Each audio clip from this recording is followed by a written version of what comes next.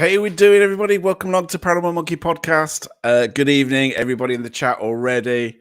I think it's going for a little bit of a different one, really, this evening. So, APRF, relatively new to the YouTube world and to investigating and putting videos out, but in a very short time, they have made quite a big impact. And actually, you know, they've been getting lots of nods from lots of different people about how they investigate, the equipment they use, how they go about things, which is really exciting because in lots of ways, I think if you go out investigating, ghost hunting, whether that's as a hobby or whether you want to do it, you know, as on YouTube and things, how APRF is going about it is, I think, a really, really great way. In fact, how I think it should be done. So without further ado, let's bring in Wes and Lisa. Good evening.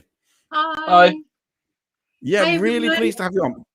Thank And you like I said, no, not at all. I mean, I've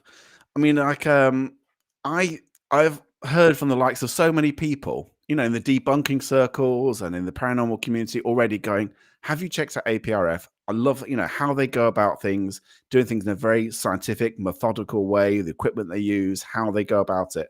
So I thought, I've got to get you guys on, and then we can share your channel so more and more people can get eyes on what it is that you guys do, and you know, and also so that people can kind of get to know you as well a bit better. So whoever wants to go first, Wes or Lisa, do you want to tell us a little bit about yourself, which is the thing which most people hate?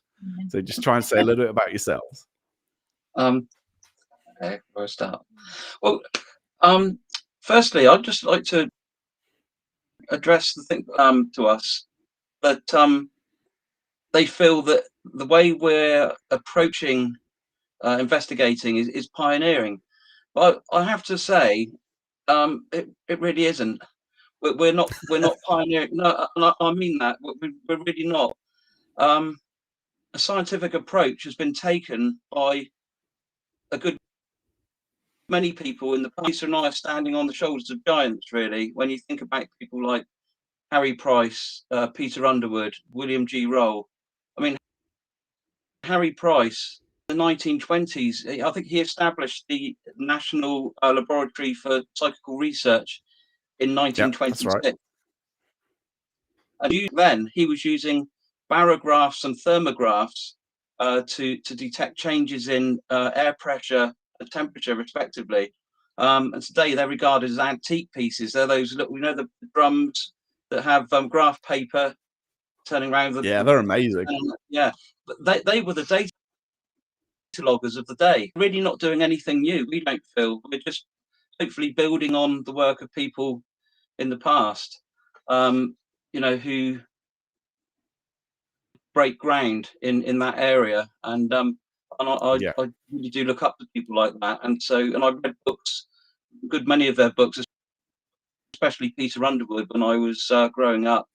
And so I've always tried to follow that line of investigating, which is why we've adopted the methods we do now. It's not, we're not pioneers. We're just building on the work other people hopefully. You mentioned kind of the likes of Peter Underwood and the SPR and Harry Price and things like that. But for you, how did or why did APRF start? And what was it something you'd been thinking about for a while? Was it an interest you'd already had? Was it an experience that where you wanted to kind of delve into it a bit more? Yeah, I mean, I've always been interested. When I was a boy, I mean, it's no secret we've done a short video on it as well.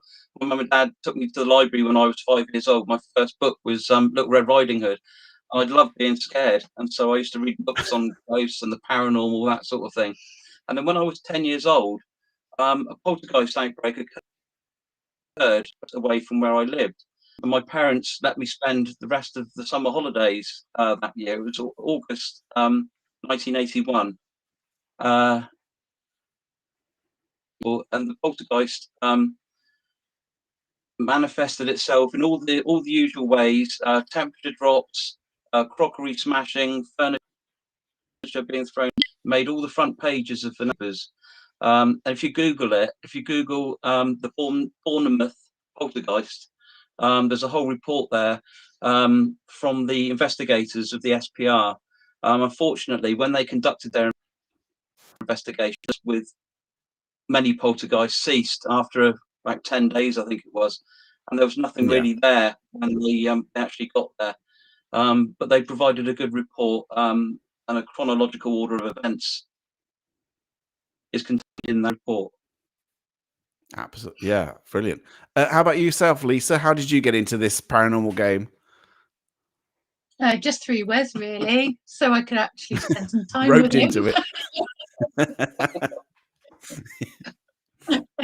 No, I mean, it interests me. I'm not into it as much as Wes. I don't read all the books and go into the details, but I just enjoy going along and experiencing it. Yeah, as I say, for you, obviously, because you come from like a, from not an outsider point of view, but you're kind of relatively new into it.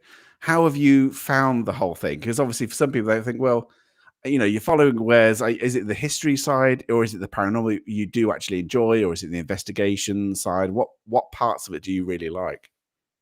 I enjoy all of it. I really enjoy the investigations.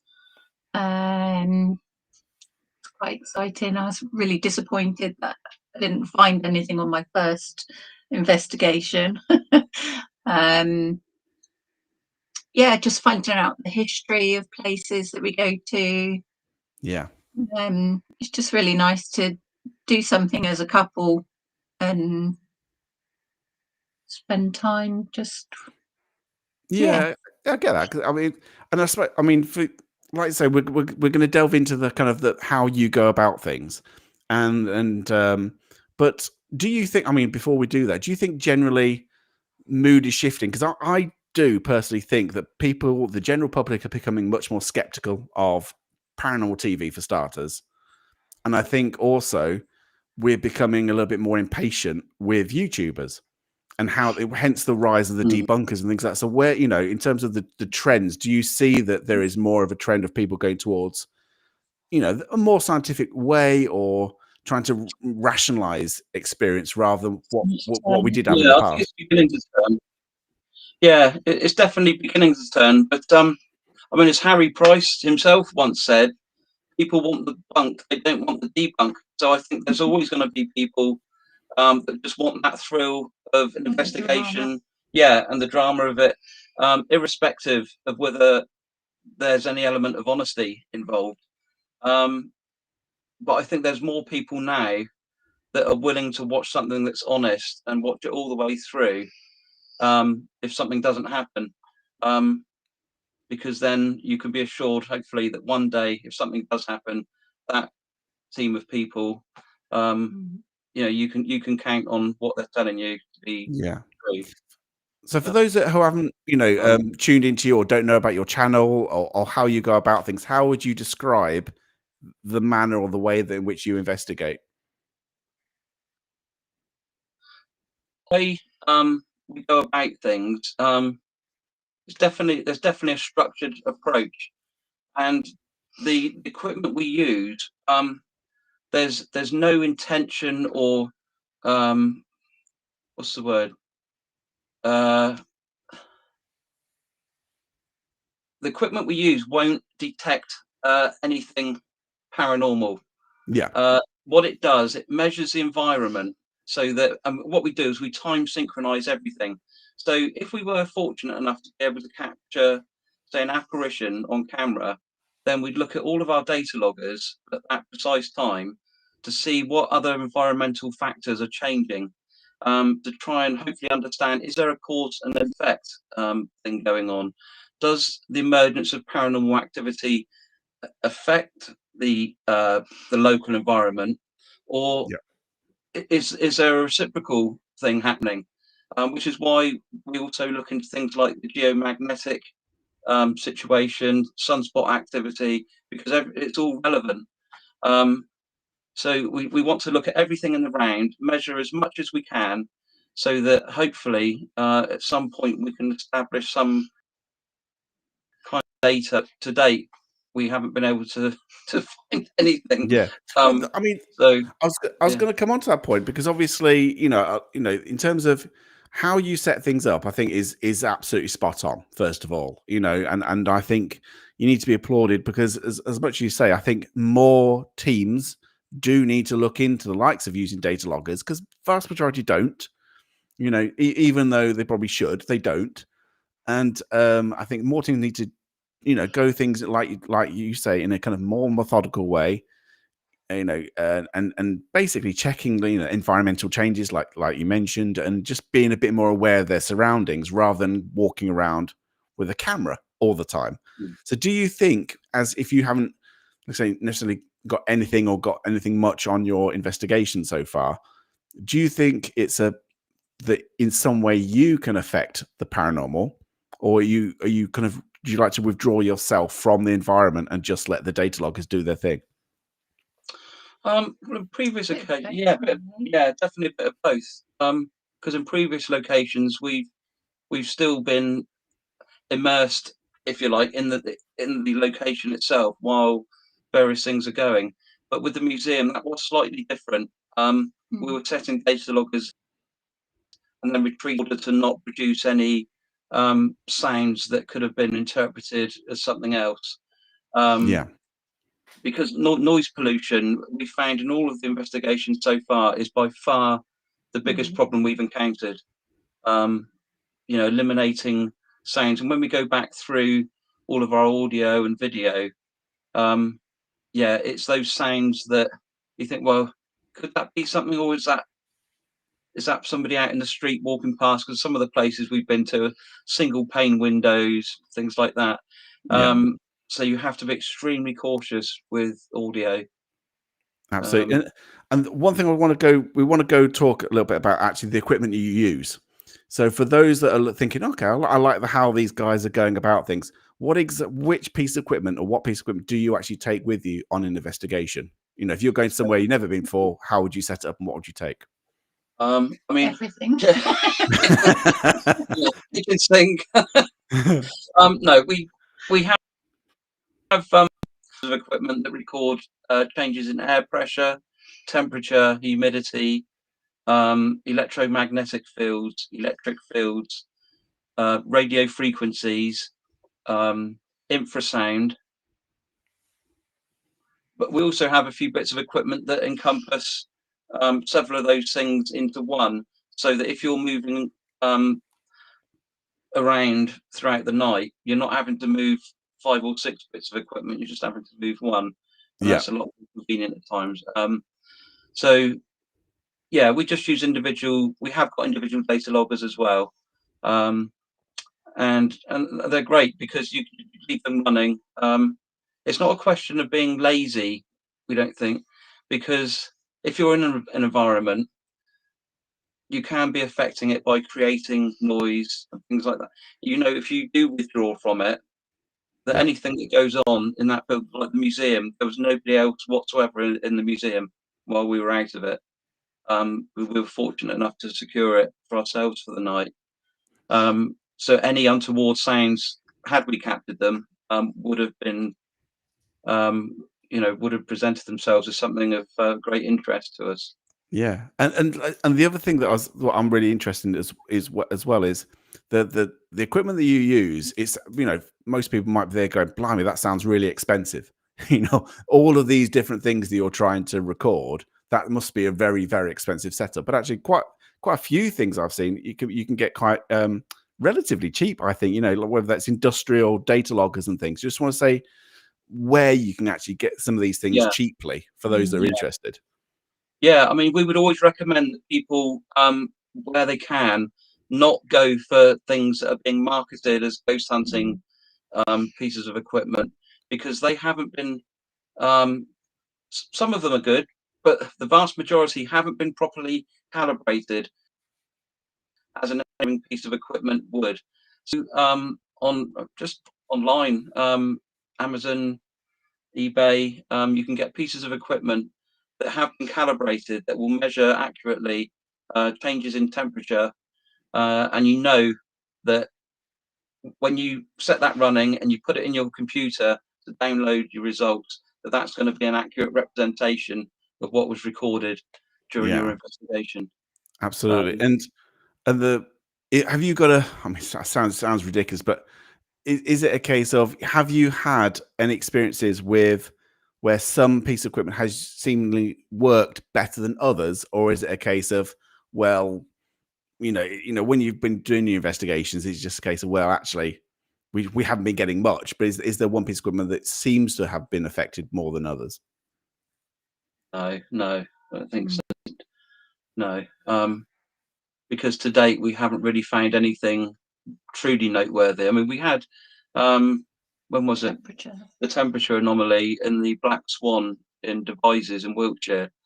We had a temperature anomaly where the temperature dropped. It was only 1 degree, but it dropped a degree, went back up again 6 times in 20 minutes. That's not normal. Yeah, that's very odd. Yeah. But that's good in itself, Yeah. There's nothing that we could attribute that to. I mean, we're not saying that was definitely paranormal. All we're saying is that is something we can't explain, because there was no air conditioning that we could attribute to there being a possible fault causing that drop. The fans or vents, we checked the windows for any drafts. So there's nothing really we could attribute that to.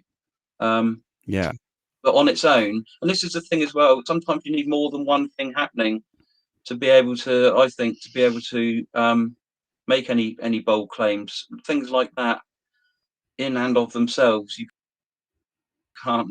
I'd like to say, well, that was paranormal. All we can say is it remains unexplained. And you have to be a little bit guarded about things like that, I think, in making claims. So I think too many people ready to jump to conclusions. I mean, demon. Demon. Yeah, everything's a demon. How much do you look into the history of a place? When you go there, do you research a lot prior, or do you go in there completely blind as such and let the equipment do the talking? No, we do research it, to be honest. And the reason we do that is because we'd like to try and position not just ourselves, but the equipment in the best place possible in order to stand the best chance of capturing anything. And as far as we go, we like to think that because we approach things hopefully with a level-headed approach, we're not subject to that same level of going in sort of all excited and hyped up. Yeah, you see what I mean? yeah. So we don't have that same degree of expectation, but we'd like to be able to position pieces of equipment in certain places where we feel might be a better chance. I was going to ask that because I mean, when I've spoke to the likes of Kenny Biddle, he said, because I said, well, where do you put the equipment? How do you set it up? Do you do a scattergun approach and just fill a place with cameras and fill a place with equipment? And he was saying, you investigate the claims, whatever the claims are, that is your go-to place. Yeah. From what you're saying, that's how you go about it as well. Yes. Yeah. And like I say, with how things have gone so far, how do you see the future of APRF? Do you think more equipment, or is it a case of you kind of still learning and kind of tweaking things as you're going along already? Yes, I mean there definitely will be more equipment. We're good. Yeah. Yeah, don't tell us. No, I mean there's things like ion counters that I'd like to get an ion counter, because I think that would be quite advantageous in an investigation, because it allows you to measure yet another element environment. Using air quality meters as well. We've got a couple of those. We haven't actually used those on an investigation yet because we don't feel that, based on the research we've done for each location, that it would necessarily warrant it. But there's certain things like, in new houses, you have formaldehyde in carpets. I don't think they have that in America. As far as I know, that's still a thing in Britain. And and these elements, organic compounds that are contained within carpets when they're brand new, as the carpet degasifies, you can actually experience side effects from that. So air quality meters are always handy, and they're not expensive either. I was going to say air quality meter. That's a great shout to use then, because so many people talk about black mold in locations, and when you go to old places, some place I've been to, it reeks. It's like really awful because of black mold. And so, but nobody really detects or has like you say, an air quality detector to actually find out the effect that could actually have. They just think, oh, it's black mold. They don't really go into much detail about it. But I love the fact that instead of just looking at it and seeing it, you actually want to investigate that. As another possible avenue. Because they're all things that could contribute to establishing what the genuine cause of these so-called hauntings are. I mean, we do believe in the paranormal, and we'd love to experience something. But we're not prepared to just jump at the slightest thing and say, "Oh, well, that's a ghost," because we're cheating ourselves if we do that. Bold claims need firm evidence, and absolutely. Yeah. Have you got to the point yet? Because I did. Because you get to the point where you go, is it me? Is it because I'm skeptical? Is it because I'm skeptical that's why nothing's happening to me? Have you got to that point yet, or are you still kind of you're still kind of it's going to happen? Yeah, no, because I wouldn't say we're not skeptical. We're not skeptical. We're kind of. I'd love to see something. I'd love to experience something. Like I say, we definitely believe, but we just haven't come across anything so far that we could say, we've got something here. Well, you can't say. Well, what you're doing is kind of all evidence based. It's not a case of personal opinion, really, is it? It's more a case of what is the evidence for this thing to happen and what's going on. Yeah, it's measuring the environment and then saying, if we do get any anomalies, right, okay, what's caused that particular change first and foremost, and then investigating that and ruling things out. Debunking it ourselves, really. Yeah. And it's like that wrote about Sherlock Holmes, isn't it? When you eliminate the impossible, whatever remains, however improbable, is the truth. Yeah, and I suppose that's the bottom line. Yeah, absolutely. Is there a particular location you've been to where like we've talked about doing repeat investigations? Is there one particular investigation? I know you've been to, say, Museum of East Dorset recently, but is there a particular location you would like to keep going back to to kind of collate more information and things from a certain place? Well, we are at Knowlton Church. We've been back there quite a few times. Yeah.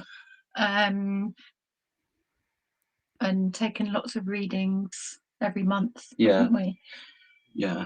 Because that's another thing. People don't really do that. They should. Yeah. I mean, if you follow the likes of Steve Parsons, SPR, and people like that, they bang on about going to places on a monthly basis for years, possibly. Yeah. And Well, actually, but most people don't do that. It's great that you are. No. Well, and I suppose even the places that are famous for being haunted, they're not. There's not something going on all the time. Yeah. So in order to increase your chances, you need to fire. If you fire enough arrows, one of them one day will hopefully hit the bullseye. Yeah. But yeah, we do go back. We're going back to Knowlton every month because we had this theory about the wind blowing over the top of the ruined church there, causing infrasound, a particular frequency of 18.98 hertz that we felt could be contributing to some of the things people were seeing there. Yeah. So we're going to put out a short video at the end of the year with our results from our repeat visits back there, to let people know what we've found or not found. What would you like? What kind of evidence would you love to capture? Obviously, whichever way, however way you want to go. What is your holy grail? I think probably full-bodied apparition, on film, but something that had some kind of sentient property to it. I mean, people talk about residual energies, don't they? Where these apparitions that people see seem to be a replay of an event from the past, where there was some intelligent agency behind that apparition. That would be sort of top level stuff, really. I mean, obviously, with all the equipment you've got as well, I'm assuming you would like to see, have that on camera, but also have some, the data loggers backing up exactly what, having some real environmental changes at the same time, Yeah. Well, this is it. We time everything. It's a bit of a nightmare. You've got lots of bits of equipment, but it's a necessary evil. Everything time synchronized so that if something happens on one device, then you can look at the others at that moment in time, and it's happening. And that's definitely important. Yeah, absolutely. And like I say, I was going to say about in terms of setting these up, you said about having it kind of synchronized. So let's say, if you're going into one particular room, you mentioned this kind of bits of equipment you'd have. Would you have those specifically in one area, or would you have those scattered throughout a building, or is it a case of just trying to monitor as much as you can in one specific place? Well, the museum we set up, there's two, the ground floor and the top floor. So we did the first half of the night, we did downstairs and set up in, say, 3 different areas. And then the second half of the night, we did the upstairs. Because obviously we've only got a finite amount of equipment. So we did have the stair in the museum. We had the stairs and the Georgian book room monitored the entire night, and we were measuring EMF, everything, both of those. Although on the stairs, we didn't measure the electric because that particular data logger, we were moving around in the various galleries throughout the night. We were putting equipment in for 45 minutes at a time and moving it around, and then retreating back to the cafe location, just to let the data loggers know. Absolutely right. Just very quickly, Alexis, thank you so much for being a member for 2 months. Was it 2 months of mankind around? Anyway, thank you, Alexis. Pleasure. Okay, now then, what would obviously you go about things in a kind of, say, very kind of scientific way of all the equipment you use. Is that something that you would like to see more of? Because obviously, and because we don't really see many groups going about that, an investigation in that manner. Do you think that's something that can catch on or should catch on in the future? Yeah, definitely. I mean, I know, it all costs money, so not everybody can afford to have all these bits of equipment, and we're very lucky to be able to do that. But ultimately, I love it if other people do the same thing, because over time you could establish hopefully some kind of correlation. If you during certain events, you could hopefully establish some sort of pattern forming with various things going on in the environment. So yeah, that would definitely be something we'd love to see. Yeah, absolutely. Just very quickly, thank you so much, Rebecca, for doing that. Just on the other side of this, because obviously that's what we'd like to see. What is your biggest frustration with YouTubers and people you might see on TV and how they go about things? Do you just literally hold your head in your hands and just think, "Oh Christ, what are they doing?" What is your opinion of other groups that go in there with a less scientific manner? Yeah. Well, one of the reasons we set the channel up was because of a degree of frustration with certainly people faking content. We thought, not only is it dishonest, but where you've got people that are going through bereavement and things like that, it's offering people false hope, and I think they could be doing a lot of damage there. So that's one of the reasons we set the channel up. So yeah, we just like to see more people, using a more structured approach. Yeah. Because I think ultimately, I mean, if somebody wants to walk around with a camera, people are obviously entitled to do whatever they like and use whatever equipment they like. Whether that equipment necessarily performs any function that's useful is no cat balls in the APRF then, no, nothing. Yeah. And this is it. Yeah. Cat balls, apps, things like that. SLS. Yeah. All these things have been proven. They're not scientific. It's all good for entertainment. Yeah, exactly. They get a reaction. Whether it's debunkers hating it, but people watch it, and I suppose that's what it is, isn't it? Really. Jan, thank you very much for the 5 gifted memberships. By the way, thank you so much, Jan, for helping the channel. I really do appreciate it. Obviously, we don't. Obviously, we're going to steer away from the YouTubers because, like you say, it's not the way we would like to see things happen. Christom, I will definitely ask your question later on, by the way. But when we do questions in about 10 minutes, you might want to post it again. Sorry, Cree. So I mean, one thing as well I wanted to kind of quiz you on, I suppose, is you've obviously done a lot of reading and you've done a lot of research and you've found out that a good way of a good proper way of investigating. Do you have is there a particular person or society or group or books, for instance, that you would recommend for people to read and look at if they want to know how to do the paranormal properly, let's say? I mean, definitely Peter Underwood. There's a lot of books he's written that over the years have definitely influenced me. Harry Price as well. A lot of his books.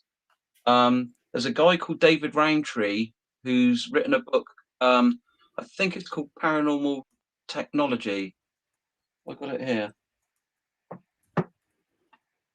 Yeah, yes. David Rowntree, Paranormal Technology. Excellent book.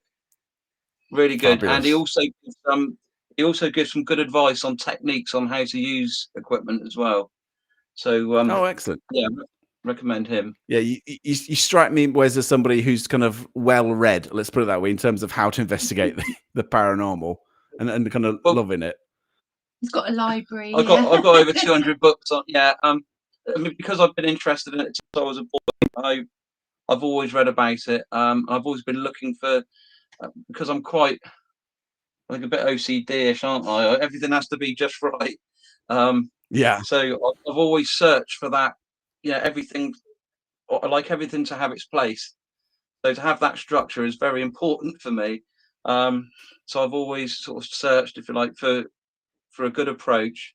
I I mean, that's not to say that the approach we have at the moment is one we're definitely settling on, because I'm not saying that it's definitely the right approach. It works for us at the moment, and we wouldn't be averse to changing that if we have to. I get that, because obviously you evolve, don't you, over time, and you tweak things, and things. Just very, very quickly, Kaza, thank you again so much for your 20 memberships. Just a huge support of this channel. So thank you, and other channels as well. Kaza, you're an absolute legend. Thank you. And Alexis, I don't know what an MKD is. I'm rubbish with currencies, but anyway, the 250 MKDs, whatever they are. Thank you so much. Somebody's going to tell me it's like, oh, it's Polish or it's whatever. So anyway, thank you so much, Alexis. A pleasure. So unless your target is ghost cats, cat balls are not an option. Quite right, Alexis. Absolutely. Yeah, don't go there with the cat balls. Yeah, I mean, that's it. That leads me into, we've said, that cat balls and all these other kind of gadgets and all these other things are never ever going to be part of your as much as we don't know where the future is going to go. That is not it. Yeah. I mean, we do use one experimental piece of equipment. It's called the Raudeve diode. It was actually, I don't think he actually invented it. He built on somebody else's idea. There was a guy called Konstantin Raudeve, and it's a piece of equipment called a Raudeve diode, and it's a small piece of electronic apparatus. It's in a sealed copper foil box, so it can't record radio frequencies. And to the input of our voice recorder, we have it on a handheld rig. And when I press the button in on the Raudeve diode box, it activates a microphone that we can ask questions that will be recorded on the voice recorder. And when I take my finger off of the red button, it completely cuts off the microphone. And about we would never normally hold a voice recorder while doing an EVP session, but using a Raudeve diode, it's not subject to the same pitfalls, because if you scratch the box or tap it, it won't be recorded. It doesn't record audible sound. Small fluctuations in static electricity in the air, and somehow it's alleged that it's able to pick up voices, and indeed it has done in the past. Which is why we're still using it at the moment. If it ever gets completely debunked, then obviously we'll stop doing that. But we always stress that it's an experimental piece of equipment. That's exactly what I was going to say. Exactly what I say. Just very quickly, Dragon Ranger saying APRF, love your style of investigation. There you go. I was absolutely going to say that. Oh, thank you. When you're using that particular piece of equipment, you put it all over the screen. This is an experimental piece of equipment. So you're being very, very upfront with the equipment you're using and how it's used, and whether it's experimental or not. And again, it's that complete transparency with what you're doing. Yeah, I mean, we wouldn't ever willingly mislead anybody. We want to be an open book.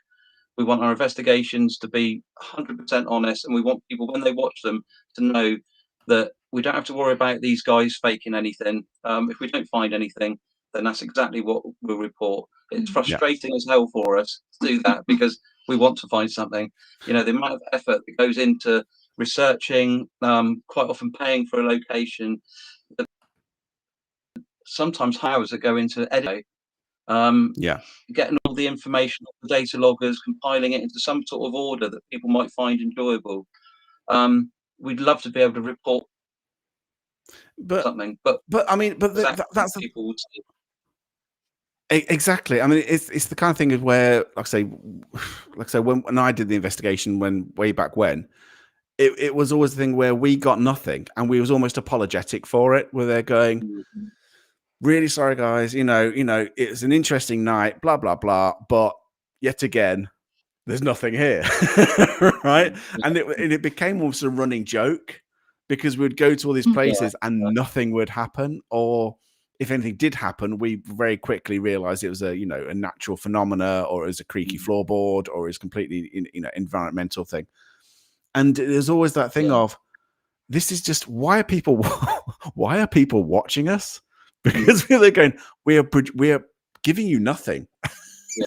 But that is the reality. Yeah. That is the reality of paranormal investigating. And the more people actually say that and are upfront about that, the better. Because, you know, I've always had the view that, you know, if you want to know what's happening in a place, you have to be absolutely honest with how you go about things. Because if what's the point of faking? What is the point other than money, really? Yeah, this is it. And there's another reason why we started the channel, because we were sick and tired of seeing, you know, some people going into a location and within the first few minutes something's happening and every other's happening. And you think, well, it's just not like that. It really isn't. You can sit for hours and hours and hours and nothing happens at all. But you've got to be in it to win it. So we're sticking at it. Yeah, I get it. I get it. Yeah. Just if obviously I've put it on the screen, but if you don't realize yet, if you've got questions for Wes and Lisa, start putting them in, and we'll go through big capital letter Q, so I can't miss it. I know Cree sent me a question earlier, but I'd be trying to really hard to try and find it now. So put that in again, Cree, if you can remember what the question was, and we'll go through as many questions as we can, and yeah, we'll kind of like hopefully inundate Wes and Lisa with questions. That's fine. Alexis, there we go. There's the first one saying, what's your opinion about abandoned places? Do you take the risk in investigating them? I don't think we would, to be honest. Yeah, I think we'd always steer clear of that sort of thing because they might lend themselves aesthetically to in a video to looking like a good location. You know, where's the evidence that anything's ever happened there? People go to these places, you know, on the off chance. And this is where the argument is it ghost hunting or paranormal investigation comes in. Because ghost hunting, in my view, is going somewhere to find out if a place is haunted. Paranormal investigation, something you do when it's become established in whatever degree that something could be going on there, and then you go in to find what the possible cause could be. So for us, we wouldn't go to abandoned places. I've got to say, I am absolutely with you on that one because I think I've been to one abandoned place in the past, and that was a mental asylum, but that had a haunted history to it. I genuinely can't see the attraction of going to a particular building which has no history of anything haunted happening in that particular. It just looks good, you know. It looks creepy. It looks like it's falling apart. So I've never seen the attraction in them either, personally. Okay, Roger saying, which is the one location where you would most like to capture definitive evidence? I've said it before, haven't I? Borley Church. Growing up reading Harry Price's books, and I've learned all about Borley Rectory, that was at one time regarded as the most haunted house in England. It burnt down in February 1939, but then after that happened, the activity in it allegedly moved across the road to the church. Lisa and I have been there a couple of times to get a tour around inside of the church by the I think he was the verger or somebody there, but yeah, it's a lovely building. If we could spend a night there, because the BBC sound unit spent the night in the 1970s, and they recorded with Peter Underwood. Yeah, sorry. Yeah, with Peter Underwood as well. Sounds. Yeah, that's right. Yeah, he was with them. Yeah, and so yeah, that would be lovely. But also, more recently, I've come up with the idea that I'd love to spend the night on HMS Victory in Portsmouth Dockyard, the ship that Nelson died on. But yeah, so we're going to look into that. So that could be an interesting one if we could. Is it? What's the other one? Is it the SS Great Britain? I'm trying to think of there's a ship in Bristol way, which I think you can investigate on. I'm sure it's the SS Great Britain. I could be wrong, but yeah, that's meant to be a good one. Yeah. Okay, Stu Farrell saying, have either of you been scratched by a demon or a Raggedy Ann doll? I'm guessing no, Stu, but anyway, carry on. No. We don't believe in demons, and yeah. Yeah. Annabelle's not haunted. No. We actually went to Edinburgh, didn't we? To the Blackmore, because there's loads of history attached to that. In the 1990s, a homeless man broke in there during a storm one night, and he fell through the floor into this area where several old coffins were, and they found him the next morning, and he was absolutely terrified, wasn't he? That happened. People standing near the Black Mausoleum have claimed to have got scratches on them. It's quite well documented. So we went there while we were up in Scotland one time. Absolutely nothing. Oh, really? I was going to say, it's one place, because that's the Mackenzie poltergeist, isn't it? That's one. Right. And it's like, yeah, I know they do kind of tours within that place, and some people apparently get scratched in there. But I would like to go in there. But that's because I'd want to get scratched. I'm weird like that. Freppo say, why use the cassette recorder? The reason why we did that was because we normally use digital recorders, and we did so on the most recent investigation at the museum. And we thought it'd be interesting to just not replace them, but add into the mix another type of recording device. Yeah. And after all, the stone tape theory is predicated on the fact that sound and visual things can be recorded on videotape and cassette tape because of the iron in that tape, which is why some people think that buildings that contain stonework that has ironstone in it can also record events, traumatic events that could be replayed under certain conditions. So it'd be interesting to try putting another recording medium into the mix. We're not in any way saying it's a better recording medium, but just sort of trying to throw another thing out the situation. I do generally think it's a good thing. I mean, like, so when I spoke to Steve Parsons, and I spoke to him about things like infrasound and kind of digital recorders and things like, and he was saying, well, everyone uses digital recorders, but don't do away with the cassette recorders, because sometimes we get more things picked up on those cassette recorders on fresh tapes than we would on a digital, and vice versa. So he was saying use both. Exactly the same thing. Dealey Boy. So nice to see you, APRF. So many teams react to odd noises. How many knocks, taps, bangs, etc. do you eliminate? Well, loads. I mean, when we went to our first video at Shepton Mallet Prison, we had to be so careful there because there were pipes running through from one wing into another. Somebody could be tapping a pipe, knocking a pipe in a part of the building quite some distance away, and that tap could quite easily be heard in the wing that you're in. Banging of the cell doors as well, and cell doors in other wings. God, Which is another reason why again we agree with Kenny Biddle, it's so important to have a notebook with you. We always carry a folder, don't we? With clipboard, sorry, making notes all the time. If we hear anything that's slightly strange, we drop the time that to anything on the voice recorders at that time. And also if we hear anything and we know that it's people walking past, we will make a note of that at a particular time, so we can then eliminate it later on when we go back through all our audio and video. Absolutely. I always used to kind of have to try and I'd learned from experience just try and have a camera on myself as well, because I used to make old man noises.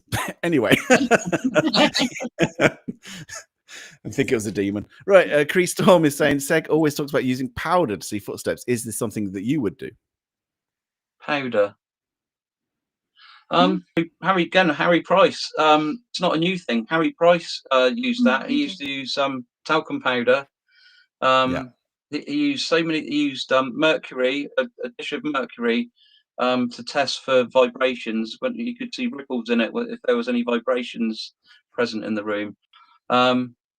So we wouldn't, and the reason why we wouldn't use that is because we've got vibrational data loggers, so we could actually record footsteps that would show us on a graph you'd actually see those the frequency of like the footsteps, if you like. And also because we have, again, it comes back to researching before we go somewhere, having cameras strategically placed so that you can cover any entrances and exits. Nobody's going to be able to walk anywhere undetected without those. Those cameras are going to see everything. Absolutely. So Spookfest is saying, have you ever seen a shadow person or figure?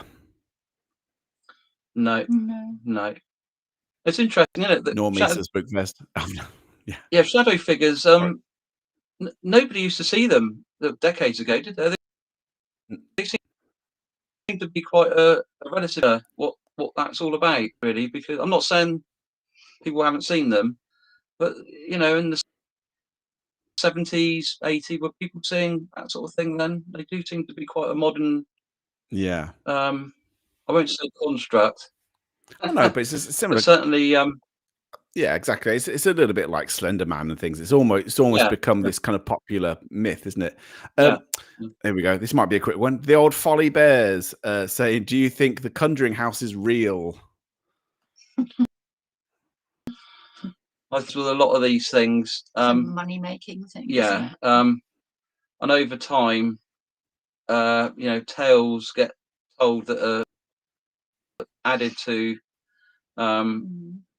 and the story eventually sometimes becomes completely different to the actual turn of events that happened originally. So we take that with a pinch of salt, really. Something could have happened there. We're not saying it didn't, but so many of these things do.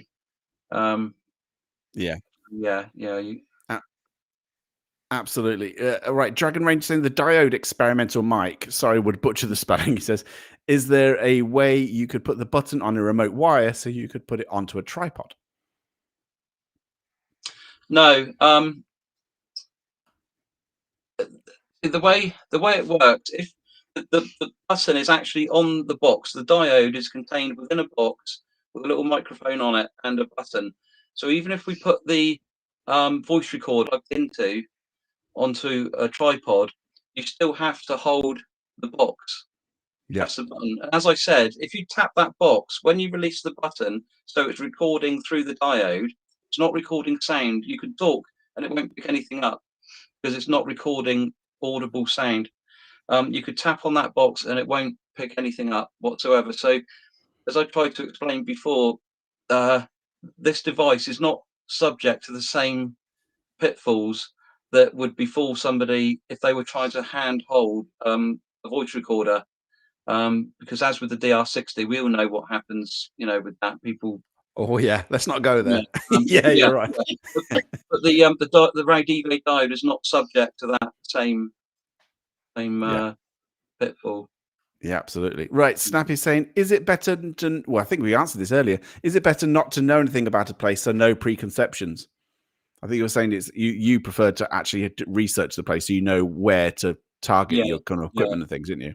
That's right, yeah. I mean, there's two trains of thought on that, isn't it? Yeah, I mean, I totally understand the argument. I really do. People saying, well, even if we claim that we're not, we're not easily given to wild fantasies and that sort of thing, you can be influenced even to a small degree by researching a place before you go. But as I said, we like to be able to place the equipment in the places where it's going to have the most likelihood of capturing something. So our choice is to actually research. Absolutely. One here, Laura Wilson saying, do you have a favorite piece of equipment that you use on investigations? Our own senses. That's the best bit of it. Just keeping your wits about you. I was quite surprised. I thought I was quite surprised you'd say that, because I thought you'd be there going, actually, don't trust your own senses, trust the equipment. But you're saying, you are thinking your own senses is the best bit of equipment. When you go to places, you do kind of pick up on things, and primarily it's your own instincts, isn't it? Yeah, the equipment really, as I said before, the equipment isn't going to find anything paranormal. We only use that for measuring elements of the environment. So primarily when you're walking around, we normally do a walk round and take baseline readings. And during that time, you know, some places do feel more uncomfortable than others sometimes, and there's no real reason for that. But I think your own senses sometimes can guide you to places, even if you've researched a place. We've been to places before where one particular room on paper might seem more haunted, but you feel for whatever reason that another room might on that night seems to warrant more attention than you would have otherwise given it. So I definitely think that, yeah, trusting your own senses, that's the most important bit of equipment, really. Okay, that'll do. Having a notebook. That's fabulous. Right. Yeah. Mike's Mistress saying, love your investigations. You don't publish much videos. Is this because it takes so much time reviewing all the data? Yeah, that's exactly it, to be honest. It takes so long, again, to research, to sometimes to book a place as well. Some places like the museum are becoming quite popular now. And if you don't want to go along on a night where other people are going to be there, then there is a bit of a waiting list. But it is, yeah, you're right. It is exactly that. It takes so long to gather all the Go through all the data. all the data from the data loggers, all the video, all the audio, and then compile it into something that is presentable to people. Yeah, absolutely. Well, this is a similar thing. Not just doing that. Truth seekers say, does it take hours and hours of time to go through analyzing all your data from investigations? I mean, well, the most time-consuming ones are the video and audio, because you literally have to go through watch every second of video footage that you've recorded, and when you've got 7 cameras or something like that, it's a long old process. And the same for separate audio recorders. The data loggers aren't so bad, if I'm perfectly honest, because when you run those through a graph, certain spikes will become evident, and then you can go into the data and have a look at the raw data and see what's been going on there. So they kind of stand out a bit more, though we still do look at the raw data as well. But most time consuming is definitely the video and the audio. Reach Beyond Paranormal saying, what are your views on East Drive? Don't get me started on East Drive. I'll start talking about it. So anyway, it's over to Wes and Lisa. I'm not saying anything about that place. Right. Carry on. Well, we've never been there, so it would be very difficult for us to make a reasonable comment on it. But personally, just going on what we've read about it, and of the original haunting, we believe that poltergeists haunt people, not houses. So for us, it might be different for other people, but for us, that haunting ended as all poltergeists do, after a certain period of time. The young girl that the poltergeist was focused on, she lives somewhere else now. She's a lot older. And so we believe personally that subsided in the same way that the Bournemouth poltergeist subsided. It's like a tornado. It's there 1 minute, it's incredibly destructive, but then it's gone, and you'll never find any sign of it ever again. So we don't feel that there's anything there now. That's right. It's exactly what I thought as well originally. Anyway, Cree Storm saying, if Kenny Biddle made a template of what they look for or what he looks for in an investigation, would you use that? Or I suppose would you just case of do things on there's no one template really, is there, for a particular place? You've got to no. I mean, I respect Kenny. He's done some great work on debunking pieces of equipment. The SLS, that was absolutely excellent. I love that debunk he did on the SLS. He went into so much detail. So we would definitely have a look at that, and maybe not adopt everything like a mirror image of what he was doing, but we'd certainly pick things out and try to mesh that with what we do to make it fit. And we definitely have a look at what he does. Absolutely. Steph Lay is saying, appreciate that you're still honing your methods, but would you consider writing a best practice guide one day? I love your approach. Disclaimer, not an investigator, just fascinated. No, that's really kind. Thank you. Well, I don't know if I'd feel comfortable writing something, calling it a best. I don't feel we have all the we do. This works for us. And I don't know if I'd feel comfortable saying to other people, this is what you should be doing, because other people could get really good results doing something slightly different way.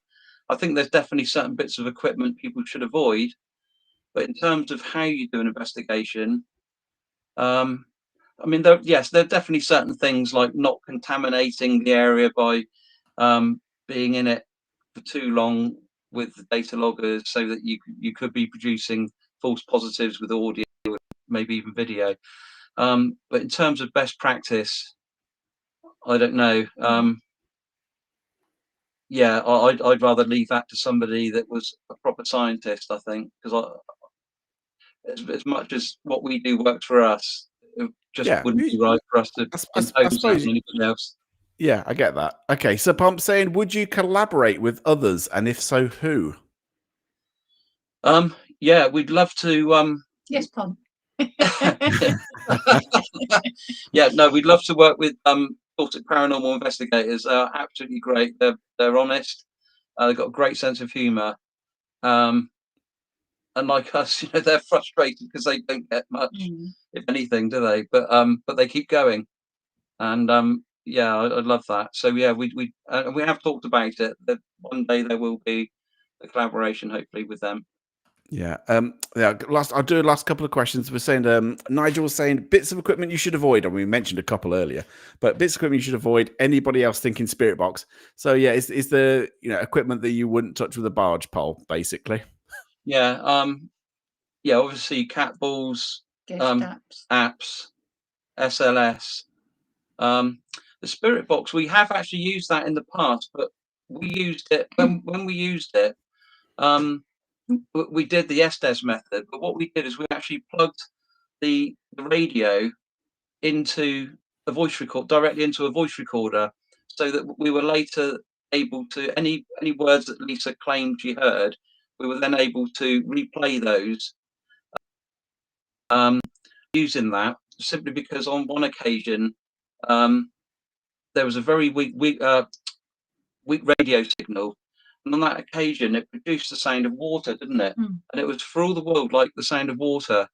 And I spoke to an engineer friend of mine in geotechnology, and he informed me that that sound of water is an artifact that DAB radio creates when the signal's quite weak, and it fills in the blanks by creating this sound that sounds exactly like running water. So that's fascinating. So after that, that was on our that was the Grosvenor Arms Hotel investigation we did. So following on from that, we decided that it just wasn't reliable enough. So we've ditched the spirit box now, even though at the time we felt that we were trying to cover all bases by plugging it into a voice recorder.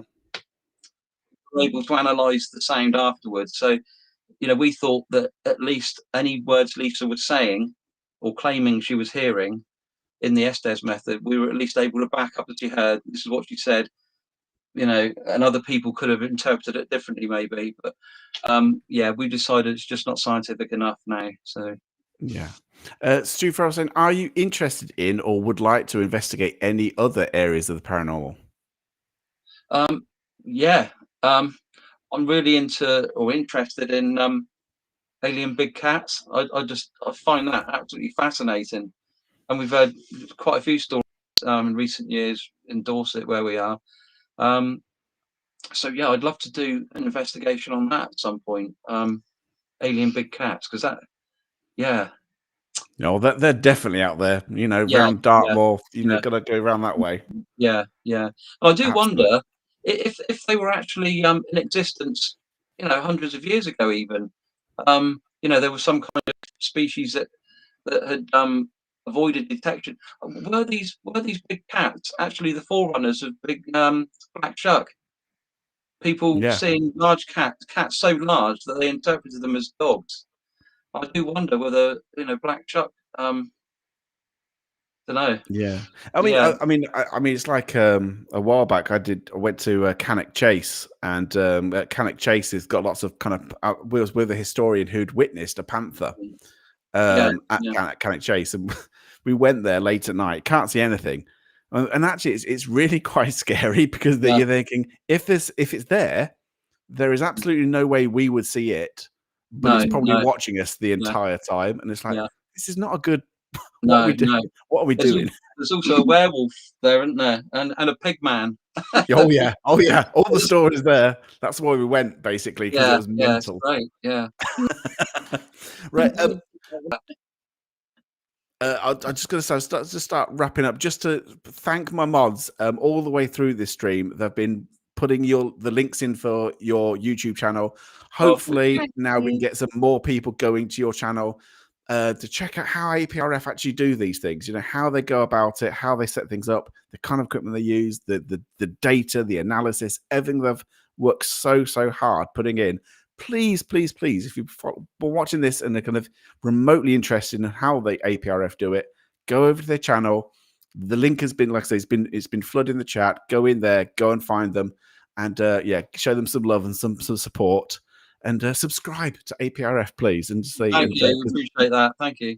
Yeah, and just before we finish, just massive thank you for coming on. That's the main thing. Is there anything that and again, just throw it open to you. Is there anything that you would like people to do? I've said that they should go and subscribe. Is there any other ways they could follow you, or is it purely through YouTube, or can they follow you in other ways as well? And or what have you got coming up? Yeah.